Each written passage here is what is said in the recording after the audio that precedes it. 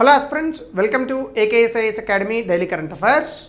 So ముందుగా మనము నిన్న ఇచ్చినటువంటి క్వశ్చన్లో కనుక చూస్తే to obtain full benefits of demographic dividend అంటే జనాభా విభాజ్యత అని అంటాం.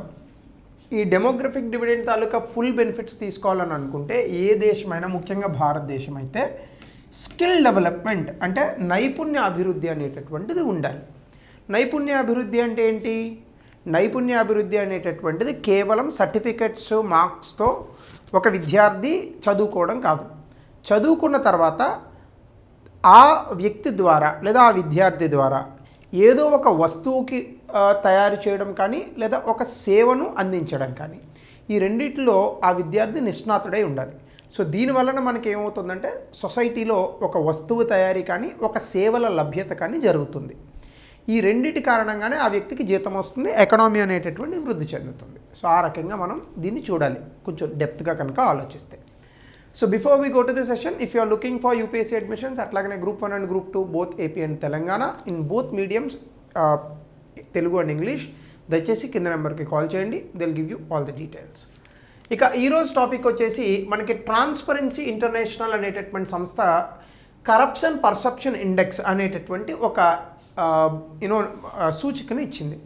అంటే దేశాలలో ఏ దేశాలలో ఎంత ఎక్కువగా అవినీతి అనేటటువంటిది ఉంది. సో దీనికి ఒక ర్యాంకింగ్ని ఇస్తారు.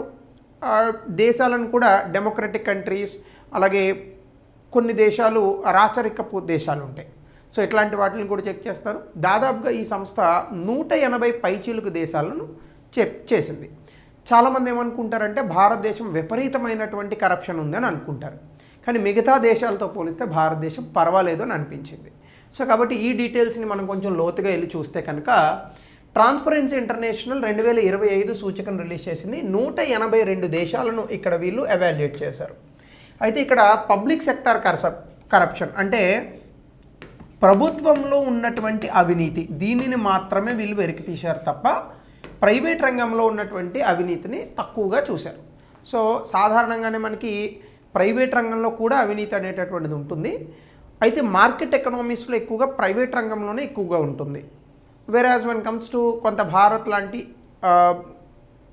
ప్రభుత్వం కాస్త ఎక్కువగా క్రియాశీలకమైనటువంటి పాత్ర పోషించేటటువంటి దేశాల్లో ప్రభుత్వ రంగంలో అవినీతి ఉంటుంది. అయితే ఇక్కడ సాధారణంగా ఏం చేస్తారంటే స్కోర్ 0 నుంచి 100 వరకు ఉంటుంది. 0 అంటే బెస్ట్ స్కోర్, అంటే అసలు 0 అంటే వర్స్ట్ స్కోర్, అంటే ఆ దేశంలో విపరీతమైన అవినీతి ఉందని. 100 అంటే బెస్ట్ స్కోర్, అంటే ఆ దేశం 100కు 100% చాలా అద్భుతంగా ఉంది, అవినీతి అనేటటువంటిది లేదు అని. అయితే ఇక్కడ ప్రపంచంలో ఈ యొక్క కరప్షన్ అంటే అవినీతి పోకడలను ఇందులో ఎగ్జామిన్ చేశారు. అయితే దీనికి రకరకాల పారామీటర్స్ తీసుకున్నారు. అలాగే సమాజంలో ఈ కరప్షన్కి ఎంత ప్రభావం ఉంటుంది అనేటటువంటి చూశారు. సో ఇవన్నీ కూడా ఎందుకు తీసుకొస్తారు అంటే ఆ దేశం ఈ యొక్క కరప్షన్ పర్సెప్షన్ ఇండెక్స్ని తీసుకొని బెటర్గా ఉన్నటువంటి దేశాల్లో ఏ విధానాలను పాటించారో చూసి ఆ విధానాలను ఈ దేశాల్లో అనుసరించేటటువంటి ప్రయత్నం చేస్తారు. సో దీనికి సంబంధించి అసలు ఈ ట్రాన్స్పరెన్సీ ఇంటర్నేషనల్ అనేటటువంటి సంస్థ ఏంటి అని కనుక చూస్తే ఇది ఒక సివిల్ సొసైటీ ఆర్గనైజేషన్, అంటే కొంతమంది వ్యక్తులు కలిసి పెట్టినటువంటి ఒక ఆర్గనైజేషన్. ఎందుకు? కరప్షన్ అంటే అవినీతి అనేటటువంటి దాంతో పోరాడడానికి. బేసికల్గా ఇది ఏం మాట్లాడుతుంది? ట్రాన్స్పరెన్సీ ఉండాలి, అంటే పారదర్శకత ఉండాలి ప్రభుత్వాలకి, అలాగనే జవాబుదారీతనం ఉండాలి, అలాగే సమగ్రత ఇంటిగ్రిటీ అనేటటువంటిది ఉండాలి. ముఖ్యంగా ప్రభుత్వపరమైనటువంటి అంశాలలో కానీ, విధానపరమైన అంశాల్లో కానీ, వ్యాపారాల్లో కానీ, ప్రతి చోట సివిల్ సొసైటీ అన్ని చోట్ల కూడా ఉండాలి. దీన్ని 1993లో పెట్టారు. దీని హెడ్ క్వార్టర్స్ బెర్లిన్, జర్మనీలో ఉంది. సో దీని తాలూకు మిషన్ ఏంటంటే ప్రపంచం అంతా కూడా అవినీతి లేకుండా చేయాలి అని. ఒకటి అవినీతి అంటే ఏంటి? Abuse of interested power for private gain, అంటే సొంత ప్రయోజనాల కోసం వారికి ఇచ్చినటువంటి అధికారాన్ని దుర్వినియోగం చేయడం అనేటటువంటి దాన్ని కరప్షన్. చాలామంది కరప్షన్ అంటే అవినీతి అంటే రకరకాల డెఫినేషన్స్తో చెప్తారు. కానీ ఒరిజినల్గా ట్రాన్స్పరెన్సీ ఇంటర్నేషనల్ ఇచ్చినటువంటి డెఫినేషన్ ఏంటంటే abuse of the interested power for private gain, అంటే వాళ్ళ యొక్క స్వప్రయోజనాల కోసం వాళ్ళకిచ్చిన అధికారాన్ని దుర్వినియోగం చేయడము అనేటటువంటి దాన్ని కరప్షన్ అని పిలుస్తారు. అయితే ఇక్కడ ప్రభుత్వము, వ్యాపారాలు, సివిల్ సొసైటీ, రోజువారీ జీవితము, వీటన్నిటిలోని కూడా ఈ యొక్క కరప్షన్ ఉండకూడదు అనేది దీని యొక్క ముఖ్య ఉద్దేశం. అయితే ఇది ప్రతి సంవత్సరం కొన్ని రిపోర్ట్స్ని ఇస్తూ ఉంటుంది. అదేంటంటే కరప్షన్ పర్సెప్షన్ ఇండెక్స్ అనే ఒక రిపోర్టు, దీంతోపాటుగా గ్లోబల్ కరప్షన్ బారోమీటర్ ఒక బారోమీటర్ని కూడా ఇస్తుంది. సో కాబట్టి ఈ రకంగా ట్రాన్స్పరెన్సీ ఇంటర్నేషనల్ మీద మనకి ఏవైనా ప్రశ్నలు కనుక వస్తే ఈ పర్టికులర్ స్లైడ్ నుంచి ఆ క్వశ్చన్స్ని మ్యాక్సిమం ఆన్సర్ చేయొచ్చు. ఎప్పుడైనా గుర్తుపెట్టుకోండి, యూపీఎస్సీ లేదా గ్రూప్ 1 లాంటి ఎగ్జామినేషన్స్లో వచ్చే మెజారిటీ ఆఫ్ ద క్వశ్చన్స్ మనకి ఆన్సర్స్ తెలిసి ఉండవు, కానీ కొంతవరకు 1, 2 లేదా స్టేట్మెంట్స్ని కనుక మనం వాటిని డిలీట్ చేయగలిగితే, లేదా మనం కనుక మీరు ప్రిలిమినరీ ఎగ్జామినేషన్ పేపర్స్ చేసేటప్పుడు అనుసరిస్తారు కదా ఎలిమినేషన్ పద్ధతి అంటారు, అలాంటి స్టేట్మెంట్స్ని ఈ పర్టికులర్ నాలెడ్జ్తో కనుక ఎలిమినేట్ చేయగలిగితే మీరు ఆన్సర్ని పర్ఫెక్ట్గా పెట్టచ్చు. సో అట్లానే ఇంకా లోపలికి వెళ్తే కనుక ఈ కరప్షన్ పర్సెప్షన్ ఇండెక్స్ ఏమి డీటెయిల్స్ అండ్ ఇచ్చింది రిపోర్ట్లో. ముఖ్యంగా ప్రపంచంలో యావరేజ్ అంటే 100కి కనుక మనం చూస్తే గ్లోబల్ యావరేజ్ అనేటటువంటిది 42 పడిపోయింది. అంటే గత 10 సంవత్సరాలలో చాలా విపరీతమైనటువంటి ఈ యొక్క కరప్షన్ అవినీతి అనేటటువంటిది దేశాల్లో జరుగుతోంది. 182 దేశాల్లో దాదాపు 122 దేశాలు 50 కన్నా అంటే 50% స్కోర్ కన్నా తక్కువ స్కోర్ని సాధించాయి. అంటే చాలా విపరీతమైనటువంటి అవినీతి అనేటటువంటిది దేశాల్లో ప్రపంచవ్యాప్తంగా జరుగుతుంది. అలాగనే 80 కన్నా ఎక్కువ స్కోర్ వచ్చినటువంటి దేశాలు గతంలో 12 ఉంటే ఇప్పుడు 5కి తగ్గాయి. అంటే దాని అర్థం ఏంటి? అద్భుతంగా ఉన్నటువంటి దేశాల్లో కూడా కరప్షన్ అనేటటువంటిది విపరీతంగా పెరుగుతోంది. టాప్ ర్యాంక్స్ కనుక మనం చూసుకుంటే డెన్మార్క్ 8వసారి వరుసగా అద్భుతమైనటువంటి ర్యాంకును సాధించింది. దాని తర్వాత ఫిన్లాండ్, సింగపూర్, న్యూజిలాండ్, నార్వే ఇలాంటి దేశాలు 80కి పైగా సాధించాయి. అత్యంత దరిద్రగొట్టి ర్యాంక్స్ కొన్ని దేశాలు ఉంటాయి. సోమాలియా, సౌత్ సూడాన్ లాంటి దేశాలు 9వ ర్యాంక్ అది తీసుకొని బాటంలో ఉన్నాయి. వెనుజులా ఇటీవల కాలంలో ట్రంప్ ఒక దేశ అధినేత పైన ఒక రకంగా కిడ్నాప్ అని అనుకోండి, ఆ దేశం అయితే 10వ స్థానంలో ఉంది, అంటే చాలా వర్స్ట్ ర్యాంక్లో ఉందన్నమాట. సో కాబట్టి వెనుజులా 10 అనేటటువంటి స్కోర్ని సాధించింది. అంటే ఇందాక మనం చెప్పుకున్నాం కదా 0 అంటే వర్స్ట్, సో అలాంటిది 10 స్కోర్ సాధించింది. డెన్మార్క్ అయితే 89 స్కోర్ సాధించింది. సో ఇలా చూడాలి, మళ్ళీ కన్ఫ్యూజ్ అవ్వద్దు. అంటే వెనుజులా వర్స్ట్ నేషన్ అని అర్థం. సో అట్లానే కనుక మనం చూస్తే ఇండియా పొజిషన్ చూస్తే ఇండియా 100 స్కోరు ఉంటే అద్భుతం కదా, డెన్మార్క్ 84 ఉంది కదా, ఇండియా 39 స్కోర్ సాధించింది. అంటే 182 దేశాల్లో ఎగ్జాక్ట్గా 91వ ర్యాంక్. అంటే దాని అర్థం ఏంటి? గతంతో పోల్చుకుంటే 2024లో 96వ ర్యాంక్ ఉంటే ఇప్పుడు 91వ ర్యాంక్కి వచ్చింది. అంటే కాస్త పర్వాలేదు అని అనిపించుకుంది. కానీ ప్రపంచంలో ఉన్నటువంటి దేశాల్లో సగం భారతదేశానికన్నా ఇంకా దారుణంగా ఉన్నాయి. కానీ భారతదేశం తాలూకా ప్రభుత్వం తాలూకా సైజు, భారతదేశం తాలూకా జనాభా తాలూకా సైజుని కనుక మనం చూస్తే ఈ ర్యాంక్ పర్వాలేదు మిగతా వాటితో పోలిస్తే. సో కాబట్టి భారతదేశానికి వచ్చిన మార్కులు 39, ర్యాంక్ వచ్చింది 91. చాలా సౌత్ ఏషియాలో ఉన్నటువంటి దేశాల కన్నా బెటర్గా ఉన్నాం. అయితే భూటాన్ మనకన్నా ఇంకొంచెం బెటర్గా ఉంది, అది కాస్త 71 మార్క్స్ సాధించి 80 ర్యాంక్ వచ్చింది. చైనా మనకి 76వ ర్యాంక్లో ఉంది, 43 మార్కులు. కానీ మరి చైనా 39 మనకి, 43 చైనా కంటే పెద్ద వ్యత్యాసం ఏం లేదు. కానీ అందులోని మనది డెమోక్రసీ, చైనా డెమోక్రసీ ఏం కాదు కదా, రెడ్ క్యాపిటలిజం ఉన్నటువంటి స్టేటు. ఇంకొక రకంగా చెప్పాలంటే కమ్యూనిజాన్ని నమ్ముకున్నటువంటి దేశం. కానీ అలాంటి చోట్ల చాలా తక్కువ ఉండాలి కరప్షన్. కానీ అలాంటిది 76వ స్థానంలో ఉంది, మనం 91లో ఉన్నామంటే చాలా పర్వాలేదు. సో కాబట్టి ఈ రకంగా కూడా మనం చూడొచ్చు. అఫ్కోర్స్ మిగతా దేశాలు మనతో సమానంగా ఉన్నవి మాల్దీవ్స్ ఒకటి ఉంది, ఇంకా ఇతర దేశాలు శ్రీలంక వర్స్ట్ 107, నేపాల్ వర్స్ట్ 109, పాకిస్తాన్ మనం ఎప్పుడు ఇదే చూస్తాం కాబట్టి మనకన్నా అత్యంత దరిద్రంగా ఉంది, వీడు ఎప్పుడు అలాగే ఉంటాడు 136, బంగ్లాదేశ్ 150, ఆఫ్ఘనిస్తాన్, మయన్మార్లు అయితే ఎక్కడో ఉన్నాయి 169. సో దీనికి సంబంధించి మనం కనుక చూస్తే రీజనల్ యావరేజ్ అంటే పూర్తి స్థాయిలో ప్రజాస్వామ్య దేశాలు దాదాపుగా 71వ ర్యాంక్ని సాధించాయి. అంటే స్కోర్ 71 సాధించాయి. కానీ మనం అర్థం చేసుకోండి, మనం పూర్తి స్థాయి డెమోక్రసీనా? కాదు. ఒక రకంగా మనం డెమోక్రసీ అని పూర్తి స్థాయిలో చెప్తాం, కానీ భారతదేశంలో ఇంకా అద్భుతమైనటువంటి ప్రజాస్వామ్యం పరిడి వెళ్ళలేదు. దీని ప్రకారం నేను చెప్పేది ఫ్లావుడ్ డెమోక్రసీ, అంటే ప్రజాస్వామ్యం అని చెప్తారు కానీ అందులో చాలా లోటుపాట్లు ఉంటాయి. అలాంటి దేశాలు 47 స్కోర్ వరకు సాధించాయి. అంటే భారతదేశం ఇందులో ఉంటుంది.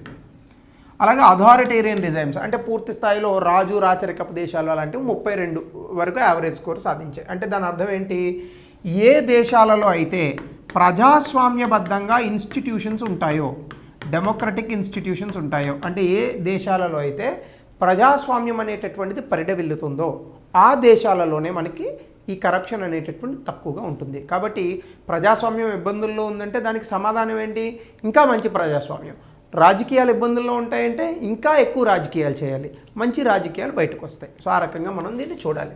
సో దీనికి సంబంధించి ఇక్కడ మీకు ఉన్నట్టుగా డెన్మార్క్ 89 మార్కులు, ఫిన్లాండ్ 88 మార్కులు, సింగపూర్ 84 మార్కులు, న్యూజిలాండ్ 81 మార్కులు, నార్వే 81 మార్కులు.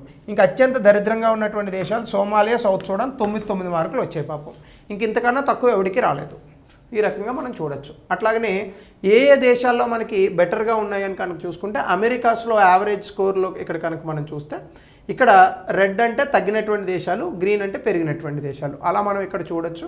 సో కాబట్టి డెఫినెట్గా ఆసియా పసిఫిక్ కూడా కాస్త బెటర్గానే ఉంది, ఈస్టర్న్ యూరోప్ బెటర్గానే ఉంది, వెస్టర్న్ యూరోప్ బెటర్గానే ఉంది. ఆఫ్రికాలోనే మనకి అత్యంత దారుణమైనటువంటి పరిస్థితులు కనిపిస్తూ ఉంటాయి. సో ఈ రకంగా మనం ఈ మ్యాప్ని కూడా అర్థం చేసుకోవచ్చు. అయితే కరప్షన్ జరగడానికి గల కారణాలు, అవినీతికి గల కారణాలు ఏంటి? ఫస్ట్, ఏ దేశంలో అయినా న్యాయము అలాగే చట్టబద్ధమైనటువంటి పాలన వీక్గా ఉండడం. ఇది ఎందుకు ఉంటుంది? సాధారణంగా న్యాయం వీక్గా ఉందంటే దాని అర్థం ఏంటి, ఆ దేశంలో ఉన్నటువంటి న్యాయ వ్యవస్థ రాజకీయ నాయకుల చేతుల్లో ఉంది. Politicisation of judicial appointments. అందుకే కదా భారతదేశంలో ఎప్పుడైనా కూడా నేషనల్ జ్యుడిషియల్ అపాయింట్మెంట్ కమిషన్ లాంటి వాటిని తీసుకొచ్చి రాజకీయ నాయకుల తాలూకా జోక్యం ఎక్కువగా జరుగుతుంది అని అనిపించినప్పుడల్లా ఇది బేసిక్ స్ట్రక్చర్కి విరుద్ధంగా ఉంది అని చెప్పేసి సుప్రీంకోర్టు ఆ పర్టికులర్ థింగ్స్ని, చట్టాలని కొట్టివేస్తూ ఉంటుంది. సో కాబట్టి ఇక్కడ పొలిటిసైజేషన్ ఆఫ్ జ్యుడిషియల్ అపాయింట్మెంట్స్ అనేటటువంటివి ఇవన్నీ కూడా జస్టిస్ డెలివరీ అంటే న్యాయం అందించడంలో చాలా ఇబ్బంది పడతాయి. అలాగే under resourcing and lack of independence create immunity. సాధారణంగానే ఆయా దేశాల్లో సరిగ్గా లేనటువంటి స్వాతంత్రం కానీ, లేనటువంటి రీసోర్సెస్ కానీ, వీటన్నిటి కారణంగా కూడా ఆ దేశాల్లో ఈ పరిస్థితి వస్తుంది. అలాగనే కొన్ని చోట ఏం చేస్తారంటే ప్రభుత్వం చాలా పవర్ఫుల్ అయిపోయి ఆ దేశంలో ఉన్నటువంటి న్యాయ వ్యవస్థను క్యాప్చర్ చేస్తుంది. సో దీని కారణంగా కూడా week justice and rule of law అనేటటువంటిది ఉంటుందన్నమాట. అలాగనే రెండవ థింగ్ పొలిటికల్ డెసిషన్స్. అంటే రాజకీయ నాయకులు ఉన్నారు, ఒక వ్యక్తి డబ్బుతో రాజకీయ నాయకుడు గెలిచాడు అనుకోండి, ఆ వ్యక్తి కోసం పని చేస్తాడు. సో అదే ఒపాక్ పొలిటికల్ ఫినాన్సింగ్. మన దేశంలో ఇదే మనం అందరం చూసాం. ఎలక్షన్స్కి సంబంధించి ఎలక్టోరల్ బాండ్స్ ఇట్లాంటి వాటి మీద మనం చాలా చర్చలు జరిగాయి. మన యూట్యూబ్లో కూడా చాలా వీడియోస్ నేను పెట్టాను. సుప్రీంకోర్టు వరకు వెళ్ళి చివరికి ఎలక్టోరల్ బాండ్స్ క్యాన్సిల్ చేసే పరిస్థితి వచ్చింది.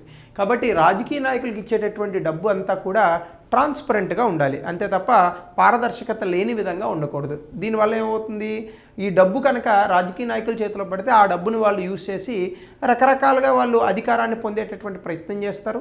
ఆ పొందినటువంటి అధికారంతో ఈ డబ్బులు ఇచ్చినటువంటి వ్యక్తుల తాలూకా రుణాన్ని తీర్చుకుంటారు. కాబట్టి అన్రెగ్యులేటెడ్ లాబియింగ్ జరుగుతుంది. అలాగనే వెల్దీ డోనర్స్, డబ్బు ఉండి ఎవరైతే రాజకీయ నాయకులు డబ్బులు ఇచ్చారో వీళ్ళ తాలూకా ఇంట్రెస్ట్లని బలపరచడానికి ప్రభుత్వం ప్రయత్నిస్తూ ఉంటుంది. దాంతోపాటు క్రానీ క్యాపిటలిజం అని అంటారు. అలాగే ప్రైవేట్ ఇంట్రెస్ట్లు ఉంటాయి. దీనివల్ల పబ్లిక్కి అంటే ప్రభుత్వం యొక్క అధికారం అనేటటువంటిది ప్రజల ద్వారా వస్తుంది. ఆ ప్రజల యొక్క అధికారం అనేటటువంటిది సన్నగిల్లుతుంది. సో ఇది మరొక అంశంగా చెప్పచ్చు. అలాగనే గ్రాండ్ కరప్షన్, చాలా విపరీతమైనటువంటి ఈ యొక్క అవినీతి అనేటటువంటి జరుగుతుంది. పూర్తి స్థాయిలో ఈ సంపన్నులే ప్రభుత్వ ఆధీనంలో ఉన్నటువంటి సంస్థలను క్యాప్చర్ చేస్తారు. సో దీనివల్ల కూడా సంపన్నుల తాలూకా ఇంట్రెస్ట్ అనేటటువంటివి బలోపేతం అవుతాయి తప్ప ప్రజలకి జరిగేటటువంటిది ఏది ఉండదు. సో కాబట్టి ఆ రకంగా కూడా ప్రైవేట్ వ్యక్తులు ప్రభుత్వాలలో వ్యక్తులకి ఇచ్చేటటువంటి డబ్బు ఖచ్చితంగా మనము ట్రాన్స్పరెంట్గా ఉండాలి. సో భారతదేశంలో కూడా ఇది చేయాలి. అలాగే సివిక్ స్పేస్, ఇటీవల కాలంలో ఎన్జిఓ చట్టాలను చాలా కఠినతరం చేస్తున్నారు, వాటిని పనిచేయనివ్వకుండా చేస్తున్నారు. క్యాంపెయిన్స్ని, సర్వేలెన్స్ని, సెన్సార్షిప్ ఇవన్నీ పెంచేశారు. ముఖ్యంగా జర్నలిస్ట్ను అయితే చంపేస్తున్నారు భారత్, పాకిస్తాన్ లాంటి దేశాల్లో. సార్ పాకిస్తాన్ని భారత్ని కలుపుతారేంటని అనొద్దు. పాకిస్తాన్లో ఎంతమంది జర్నలిస్టులను చంపారో భారతదేశంలో కూడా అంతకన్నా ఎక్కువ జర్నలిస్టులనే చంపారు. కాబట్టి ఈ జర్నలిస్టులను చంపడము వీటి కారణంగా ఏమవుతుందంటే ప్రజల గొంతుక fourth pillar of the constitution మీడియానే ఎప్పుడూ వర్తింపజేస్తూ ఉంటుంది. ఎగ్జిక్యూటివ్, జ్యుడిషియరీ,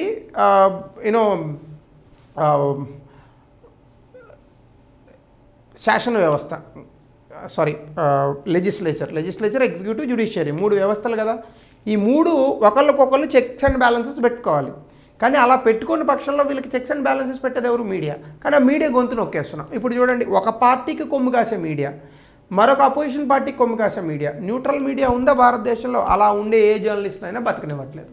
సో దీని కారణంగా సివిక్ స్పేస్, మీడియా ఫ్రీడమ్ తగ్గిపోతుంది.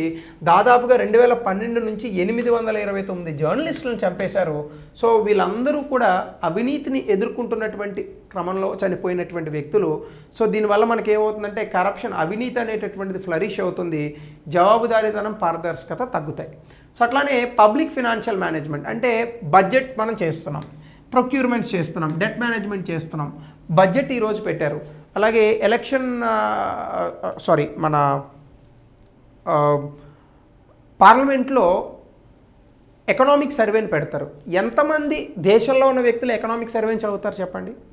సో ఈ ఎకనామిక్ సర్వే ఇవన్నీ కూడా పెట్టినప్పుడు ప్రజలకి అర్థం అవ్వాలి, అసలు ప్రభుత్వం ఎంత అప్పు తెస్తోంది, ఎంత ఖర్చు పెడుతోంది, వేటి మీద ఎంత ఖర్చు పెడుతోంది అనేటటువంటిది. ఇవన్నీ ఎప్పుడైతే మనము పట్టించుకోమో ఫినాన్షియల్ గవర్నెన్స్ అంటే ఆర్థికపరమైనటువంటి పరిపాలన దెబ్బతింటుంది. దీనివల్ల ఏమవుతుంది? ప్రజలకి రావాల్సినటువంటి నిధులన్నీ కూడా ప్రైవేటు వ్యక్తుల చేతుల్లోకో, అవినీతి పరుల చేతుల్లోకో వెళ్తూ ఉంటాయి. సో దీనివల్ల లంచాలు పెరుగుతాయి, ఫేవరెటిజం పెరుగుతుంది. సో దీనివల్ల కూడా మనకి ఈ యొక్క కరప్షన్ అనేటటువంటిది వస్తుందన్నమాట. అయితే దీనివల్ల మనకు వచ్చేటటువంటి పరిస్థితులు ఏంటి? ఒకటి, జస్టిస్ అండ్ హ్యూమన్ రైట్స్, న్యాయము మానవ హక్కులు రెండు పోతాయి. ఎందుకంటే న్యాయపరమైన వ్యవస్థ సరిగ్గా పనిచేయట్లేదు, న్యాయం రాదు. సో డబ్బున్నోడిదే బడుతున్నోడిదే బర్రె. కాబట్టి హ్యూమన్ రైట్స్, మానవ హక్కులు కూడా దెబ్బతింటాయి. దాంతోపాటుగా డెమోక్రసీ అంటే మన తాలూకా ప్రజాస్వామ్యం అనేటటువంటి సన్నగిల్లుతుంది. ప్రభుత్వాన్ని డబ్బున్నటువంటి సంపన్నులే హస్తగతం చేసుకుంటారు. అలాగే సివిక్ స్పేస్, మీడియా తాలూకా గొంతు నొక్కేస్తారు.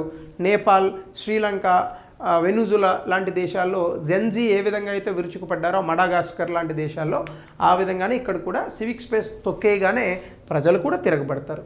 అట్లానే డిటెరరేషన్ ఆఫ్ పబ్లిక్ సర్వీసెస్, ప్రభుత్వం ప్రజలకి ఇవ్వాల్సినటువంటి బెనిఫిట్స్, ప్రజలకి ఇవ్వాల్సినటువంటి సర్వీసెస్, సేవలు, వీటిని విస్మరిస్తుంది. సమాజంలో విపరీతమైనటువంటి హెచ్చుతగ్గులు అనేటటువంటివి పెరుగుతాయి. అలాగే సొసైటల్ అండ్ ఎకనామిక్ ఇంపాక్ట్, దీనివల్ల ఎక్కడా కూడా పెట్టుబడులు పెట్టరు, దేశ ఆర్థిక ప్రగతి ముందుకు పోదు. సో సమాజంలో విపరీతమైనటువంటి ఆర్థికపరమైన ప్రభావం అనేటటువంటి జరుగుతుంది, ఆ దేశం సర్వనాశనం అవుతుంది. కాబట్టి కరప్షన్ని మనం ఖచ్చితంగా అరికట్టాలి. సో దీనికి ఈ యొక్క ఇన్స్టిట్యూషన్ కరప్షన్ పర్సెప్షన్ ఇండెక్స్ అనేటటువంటి ట్రాన్స్పరెన్సీ ఇంటర్నేషనల్ ఇన్స్టిట్యూషన్ ఏం సజెస్ట్ చేసింది? ఖచ్చితంగా స్వతంత్రత ఉండాలి, అలాగనే జస్టిస్, న్యాయపరమైనటువంటి న్యాయ వ్యవస్థ ఏదైతే ఉందో ఈ న్యాయ వ్యవస్థ ఖచ్చితంగా పారదర్శకతతో పనిచేయాలి. అంటే న్యాయ వ్యవస్థలో ఉన్నటువంటి న్యాయ నిపుణులను రాజకీయ నాయకుల జోక్యం అనేటటువంటిది ఉండకూడదు. నెంబర్ 1. నెంబర్ 2, రాజకీయ నాయకులకు ఇచ్చేటటువంటి డబ్బు లేదా రాజకీయ నాయకులు తీసుకునేటటువంటి నిర్ణయాలు, వీటిపైన ప్రైవేటు వ్యక్తుల తాలూకా అజమాయిషీ ఉండకూడదు. అంటే రాజకీయాలలో వాళ్ళు గెలిచేటప్పుడు ఈ యొక్క ఫినాన్సింగ్ అనేటటువంటి జాగ్రత్తగా చూడాలి.